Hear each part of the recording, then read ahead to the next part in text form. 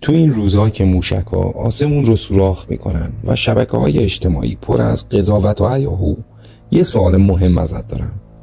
واقعاً تو کدوم طرف ایستادی؟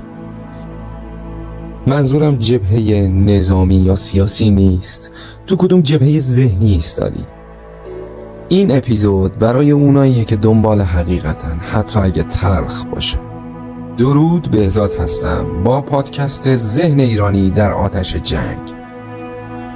تو این روزها که صدای آژیر و موشک توی سرزمین هامون پیچیده، یه جنگ دیگه هم در گرفته، اما نه توی غزه، نه توی تل‌آویو، نه توی تهران، بلکه یه جنگ درونی توی ذهن ما ایرانی ها. امروز قرار نیست یه تحلیل سیاسی یا نظامی بشنوید. نه قرار کسی رو محکوم کنیم، نه قهرمان بسازیم. قرار فقط خودمون رو ببینیم، همین. سالهاست زیر بار سانسور، فقر، سرکوب و بحران ذهن ما ایرانی ها ساخته شده و حالا که جنگ در گرفته، واکنش ها عجیب تر از همیشه است.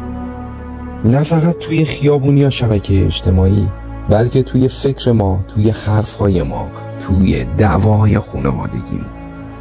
بیایید با هم مرور کنیم 6 واکنش روانی، 6 تیپ ذهنی که امروز جامعه ما رو شکل میده.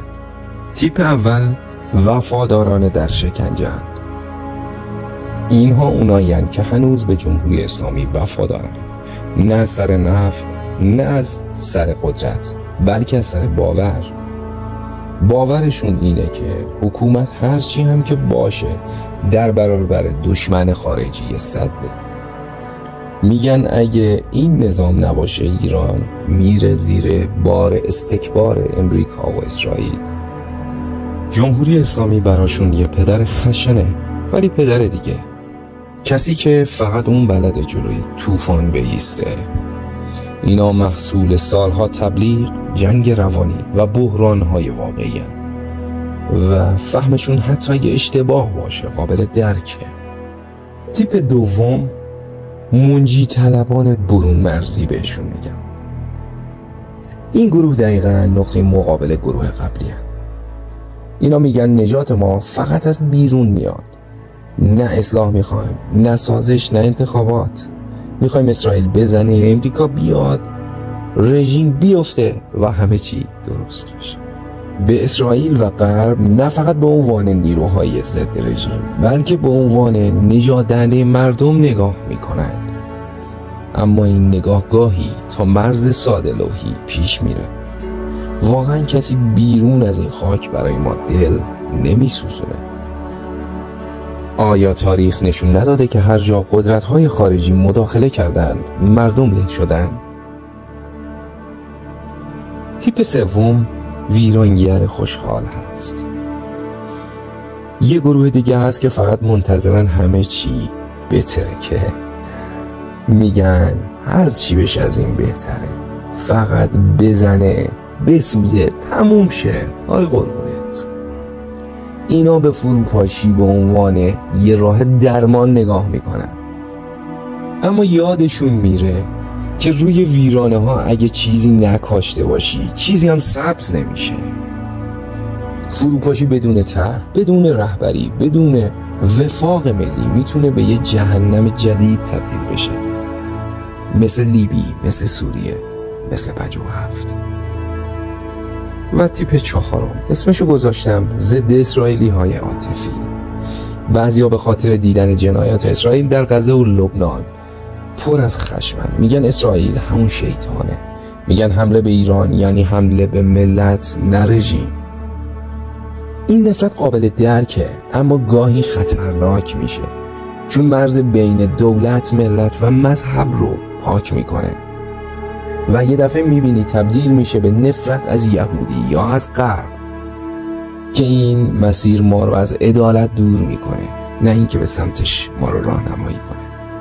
دسته پنجم، افرادی هستند که من بهشون میگم بی احساس های بی رمق. یه عدم هستند که نه چیزی میگن، نه چیزی میشنون، فقط رد میشن. میگی موشک خورد، میگه خب خورد که خورد. میگی جنگه، میگه خب به من چه. اینا آدمای بدی نیستن، اینا ذهنایی هستن که دیگه تحمل بار روانی رو ندارن. سالها دویدن، امید بستن، خرد شدن و حالا فقط دارن نفس میکشن. البته این بی‌حسی هم خودش یه فاجعه است. تیپ ششم و تیپ آخر، افرادی که تسلیم دکترین سیاسی خارجی میشن. و اما این گروه آخر، اونایی که میگن نه تنها باید حکومت بیفته بلکه باید قدرت‌های جهانی برای ما حکومت طراحی کنن. قانون اساسی رو اونا بنویسن، دولت موقت رو اونا تعیین کنن، همه چی رو اونا بچینن. یعنی چی؟ یعنی ما دیگه به خودمون امید نداریم؟ یعنی دیگه باور نداریم میتونیم جامعه بسازیم؟ اینا میگن ما بلد نیستیم، بذار متخصصای غربی درستش کنن.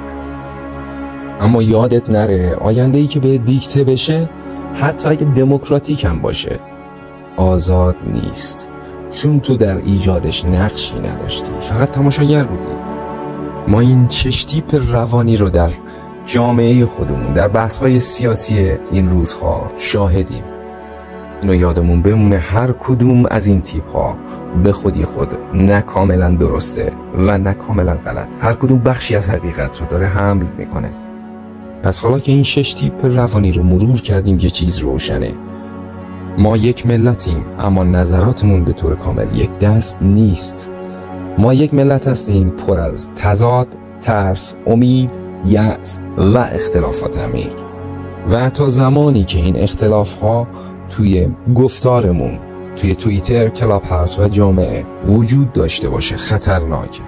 اما اگه بتونیم با وجود این اختلافات با هم حرف بزنیم، همدیگر رو بشنویم و گوش بدیم، شاید بتونیم از این بحران رد بشیم. پیام آخر: ما هیچ ناجی از بیرون نداریم و هیچ پدری هم داخل کشور نداریم. ما فقط خودمون رو داریم و فقط وقتی میتونیم آینده‌ای داشته باشیم که با هم باشیم، بدون فحش، بدون سانسور، بدون تهدید، بدون امید واهی. باید بتونیم در کنار هم بنشینیم، هم رو بشنویم و هم فکری کنیم. یادمون نره که آینده رو یا خودمون میسازیم یا یه روز از خواب پا میشیم میبینیم نه آینده‌ای مونده نه کشوری. دوستان عزیز و هموطنان گرامی، با من همراه باشید، چون گفتگو اولین گام در این مسیر پر مصائبه.